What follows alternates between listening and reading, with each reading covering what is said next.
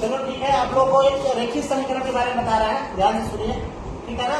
देखिए ये रेखीय समीकरण है 5x plus 3y equal to 21।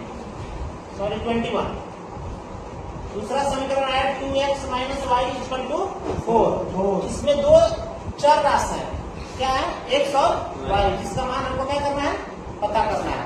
तो इसको पता करने के लिए सबसे पहले हम क्या करेंगे, ध्यान से सुनिए।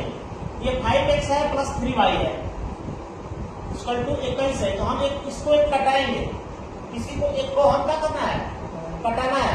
तो कटाने के लिए हम देखेंगे किसमें आसानी से गुणा हो जाएगा, इजीली कट जाएगा। तो हम देख रहे हैं कि 2x minus y equal to 4 है, तो हम इसमें अगर 3 से गुणा कर देंगे दोनों पक्षों में, ये दाहिना पक्ष हो गया, ये बायां पक्ष हो गया। तो अगर हम इसके दोनों पक्षों में अगर हम 3 से गुणा कर देंगे तो यहाँ पे 6x हो जाएगा, यहाँ पे माइनस 3y हो जाएगा, यहाँ पे 12 हो जाएगा, तो इजीली कट जाएगा। तो हम वही करते हैं समीकरण 2 में 3 से दोनों पक्षों में गुणा करने पर। समझ आया ये बात, नहीं समझ में आ रहा, फिर कोशिश करिएगा। 5 मैंने एक समीकरण 1 को फिर लिखा है यहाँ पे 5x plus 3y equal to 21, समीकरण नंबर 3। और फिर देखो समीकरण 2 में हमने क्या किया है, 3 से गुणा किया है, तो 3 में 2 से गुणा करोगे तो क्या हो जाएगा, 6। और यहाँ पे केवल y है और सिंबल क्या है, माइनस का है, तो माइनस क्या हो जाएगा 3y।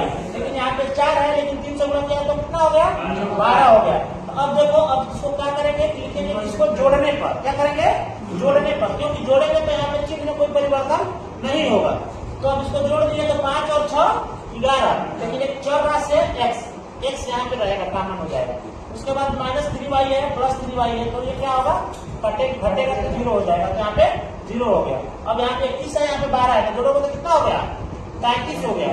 तो हम 11x प्लस 0 इक्वल टू 35। अब फिर यहाँ आते हैं, अब देखिए यहाँ पे 11x बराबर 35, समझा रहा है। अब यहाँ पे 11x में गुणा कर रहा है, तो जब ऐसे ही इसको बाएं पक्ष से हम दाएं पक्ष में लाएंगे तो क्या करेगा, ये भाग देगा।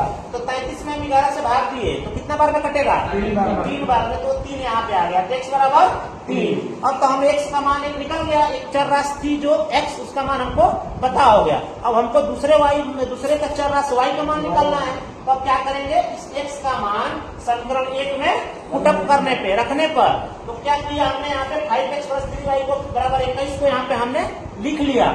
अब इसमें x का मान रखा, तो जहाँ x है वहाँ 3 रखेंगे, तो 5 गुणे 3 अगर 3y वैसे ही रहेगा, समझ रहा है। अब इसको गुणा किया तो कितना हुआ, 15 प्लस 3y बराबर 21। अब देखो ये 15 इधर जोड़ रहा है तो